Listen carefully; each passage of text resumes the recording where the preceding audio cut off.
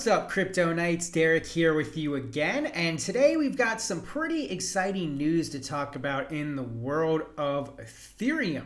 It's been a while since I've talked much about what's going on with the Ethereum community and with the Ethereum network, and so it's pretty exciting to hear the news come out that there will be a hard fork to the Constantinople update coming in roughly October time is what we're being told. We don't know the exact block yet that this hard fork will take place at, but we do indeed have a hard fork coming up, and it is planned for October. So this is very exciting news for the Ethereum community, for those of you that hold Ethereum as an investment vehicle, and just everybody that's interested in the expansion of decentralized technology throughout the world. So today I'm going to tell you about what this hard fork is all about, answer some kind of conflicting questions or maybe thoughts you might have about whether this means there's going to be yet another Ethereum. We've already got Ethereum and Ethereum Classic. Does this new fork mean we're going to have yet another token?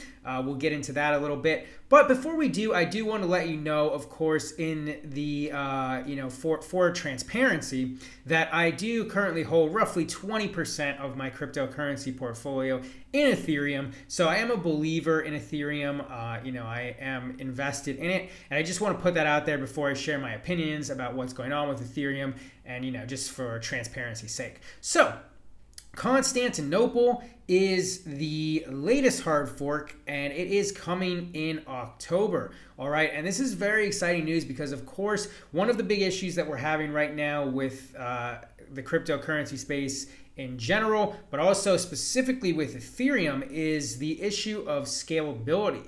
Okay, everybody's trying to figure out how can we make this stuff more scalable. Okay, how can we make this actually usable in a way that we all want it to be, which is kind of future that we have envisioned, where all of the different applications that are out there are being built on a decentralized platform such as the Ethereum network. Vitalik Buterin's goal and kind of vision for Ethereum is to be the world's computer, right? We've heard that before. And in order to be the world's computer and to build all kinds of applications on top of this, the current maximum 15 transactions per second that the Ethereum main chain is doing is obviously not feasible. Okay, we saw the CryptoKitties app, for example, completely shut down the Ethereum network.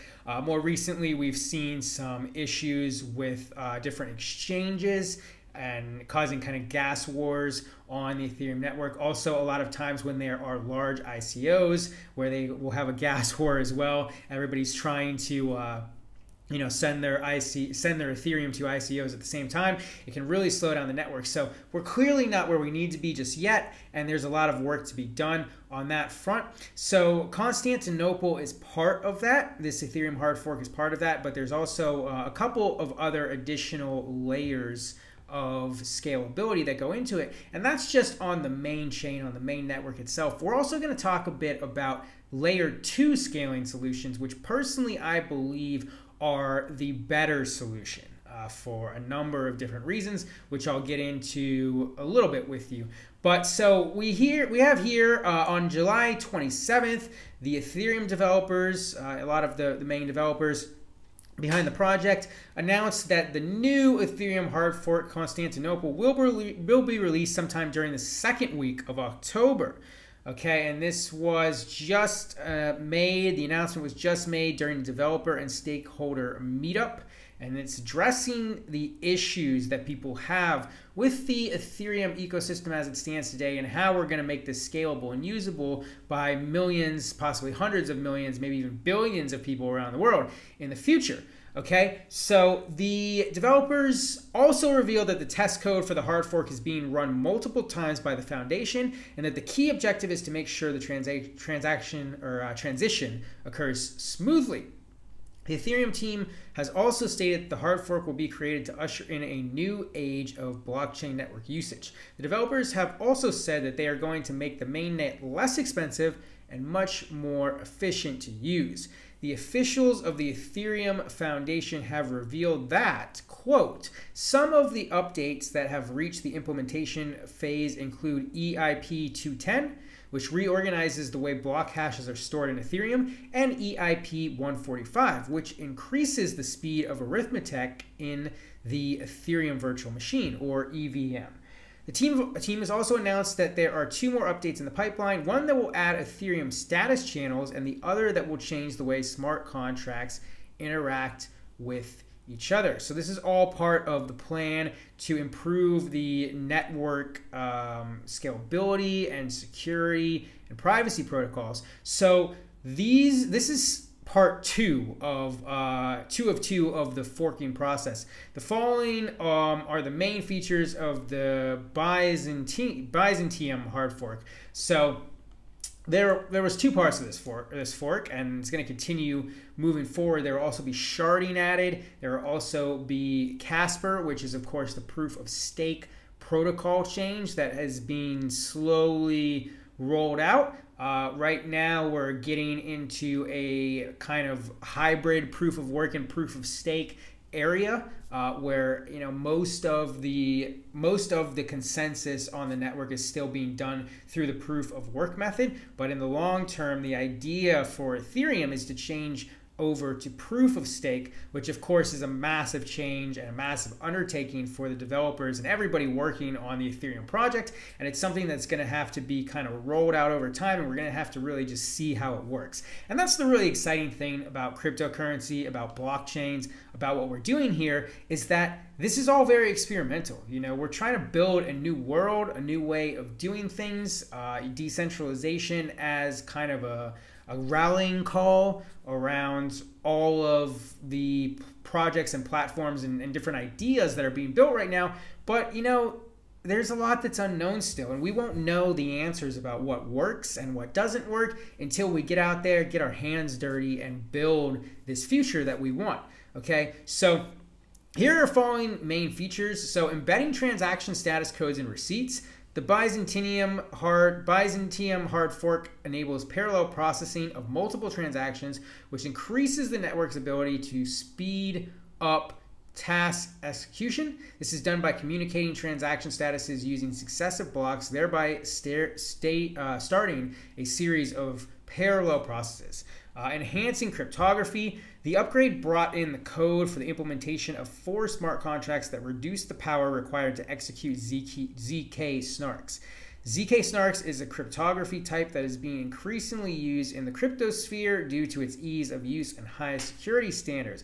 And of course, ZK snarks is a privacy protocol that has gotten a lot of attention, and a lot of people in the cryptocurrency space are very interested in this. And having privacy brought to the Ethereum network is definitely something that a lot of people want, and it's something that a lot of people are demanding. So it's exciting to see that moving forward. And yeah, this is just very good news overall for Ethereum. And this is also going to bring down the cost of transactions. Okay, one of the biggest problems or complaints that a lot of people have on the Ethereum network right now is just particularly that, especially when the network is very clogged, right? When a lot of transactions are taking place, the gas fees can get prohibitively expensive, which means, realistically, no one's going to be able to run a large-scale app like an Uber or a Facebook or whatever on a network like Ethereum when they have to pay gas for every transaction that takes place, and that costs sometimes considerable amounts of money. Personally, I don't really believe the solution for running those large-scale applications lies on running it on the mainnet itself. I believe it lies in second-layer scaling solutions, which do exist and will continue to be built out on the Ethereum network, as well as other blockchains. Of course, Bitcoin has the Lightning Network that is currently in its early stages and picking up a lot of steam. But there's a lot of other projects out there right now, such as EOS. The EOS team said they're going to be the Ethereum killer, and a lot of people believe that. Personally, I don't believe that at all. And I think there's a trade-off, right? There's always a trade-off between scalability and decentralization and speed, costs. There's these different kind of things that you need to juggle, and each community and the network and the people behind it can kind of determine where the best place is for them to fit on that scale. So the reason why I think Ethereum is going to continue to be the best smart contract platform and the most widely used, and really has the best potential of being the world computer that Vitalik had envisioned, is just really the state of the Ethereum network. And if you go back to this post from Consensus, which was posted on June 1st, there's a lot of information about where Ethereum's at. And some of the key components that I want to talk about is, number one, the Ethereum blockchain. It says the Ethereum blockchain is without a doubt the most active smart contract platform in existence. Of the top 100 tokens by market cap, 94% are built on top of Ethereum. Of the top 800 tokens, 87% are built on Ethereum. Of course, ERC20 tokens have been huge. You know, ICOs and all of that have been a big component of what's helped the cryptocurrency space grow so much over the past couple of years here. But bigger than that is actually the development community, okay? The Ethereum developer community is estimated to be the largest in the world at 250,000. In October 2017, Truffle, a development framework for Ethereum, surpassed 220,000 downloads. In less than a year, downloads are now at nearly 550,000. Okay, so the biggest thing about Ethereum is they just have a huge and passionate developer community and so many different stakeholders all over the world working on this project with a massive head start. And yes, there are issues. Scalability is a huge issue and it's something that needs to be solved.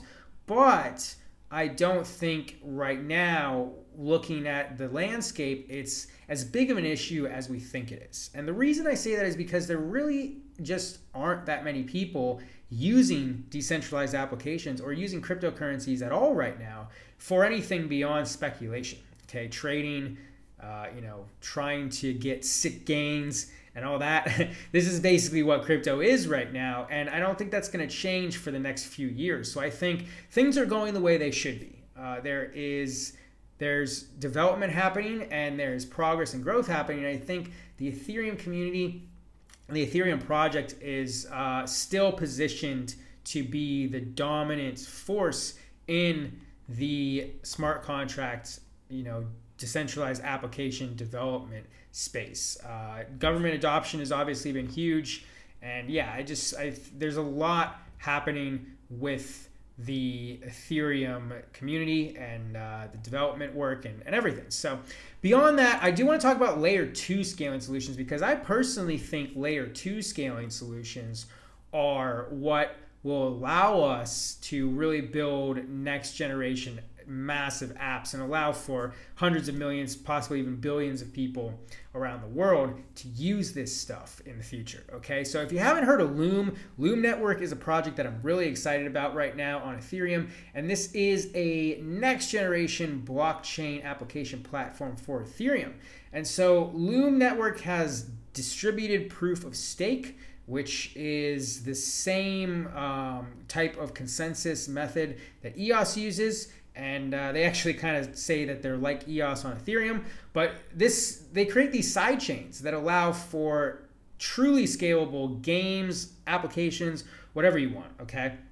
And so this is the kind of stuff that's coming out there right now. And again, Loom Network is live right now, and they have also initially released Plasma Cash, which Plasma is another one of these scaling solutions that is very, very much hyped in the Ethereum community, and it's something that we've been waiting for, and there are now some early rollouts of Plasma. Okay, Plasma Cash is one of the early versions of what the entire Plasma rollout will eventually be, but this is live on the Loom Network right now. And I'm going to make a separate video all about Loom Network and what they're doing, because it's a really cool, really interesting project, and it shows that despite all the hype, despite what you may hear about Ethereum being so slow and clogged and there's no development happening and all this other nonsense that people say, there actually is today already massive scalability available on the Ethereum blockchain through layer 2 scaling solutions. And for me personally, I think layer 2 scaling solutions are better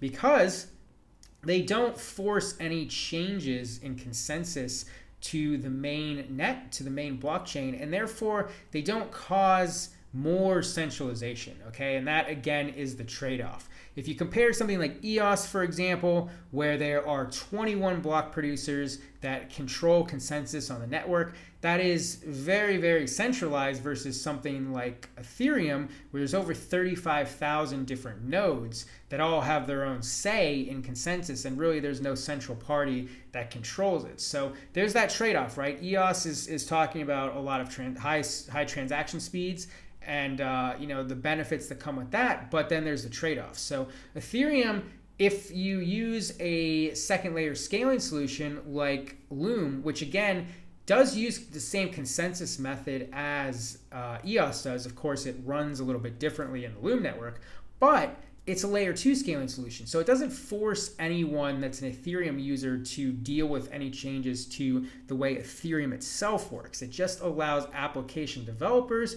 to build on top of Ethereum, to use Solidity, to use the Ethereum virtual machine, but do it through a sidechain, okay? And that can allow for massive scalability. And each one of these individual sidechains, which they call dApp chains, you can run just your own application on that sidechain, thereby not having to run your application on the main Ethereum network and get totally bogged down and shut down should we have another CryptoKitties situation in the future. So if you're an app developer, obviously you want to build on a platform that can scale. You don't want to be a victim of your own success like the CryptoKitties guys were when it got so popular so fast that it just totally grinded the Ethereum mainnet to a halt. But that's where we're at with Ethereum right now. We have a lot of progress happening. It's very exciting coming into the third and fourth quarter of 2018. I see a really bright future for the Ethereum project. And before I sign off on this video, I did tease it a little bit earlier. Is this going to create a new token? Okay, we have Ethereum, we have Ethereum Classic. Does the hard fork in October mean there's going to be Ethereum V3 or whatever the hell somebody wants to call it? Of course, there's no guarantees, but my opinion and just looking at kind of what's happening, the chances are slim to none. Even when they roll out proof of stake, the chances are still slim to none because most of the people that would want to build on the Ethereum platform and don't want to use proof of stake, I think they'll likely just move over to Ethereum Classic. And, the Ethereum Classic community can continue to grow as well. But I don't really see a benefit, and nor does anybody that I can see. Nobody out there that's a prominent developer in the Ethereum community is calling for any kind of contentious hard fork, which a contentious hard fork, of course, is what leads to the situation where you have two different chains that carry on from that point. And it just doesn't look like it's going to happen. It is possible, and of course, there's always the potential for someone to try to release a fork just out of greed and trying to make money and make a profit, as we've seen so many Bitcoin forks come out over the last year. So it's possible, but I think it's unlikely. And that's pretty much where Ethereum is going moving forward. There's a lot of exciting stuff happening and a lot of reasons to be positive and hopeful about the future of Ethereum. So let me know what you think. What do you think of the hard fork? Do you think Ethereum will maintain its dominance as the preeminent smart contract platform in the space? Or do you think a new contender will rise up and take the throne? Let me know what you think down in the comments below. As always, if you haven't subscribed yet, go ahead and subscribe, give this video a thumbs up, and definitely click on that notification bell so you can get updated as soon as we release any new videos on this channel. And I will see you again very, very soon for another video here on the Keys to Freedom YouTube. And signing off for now. Peace.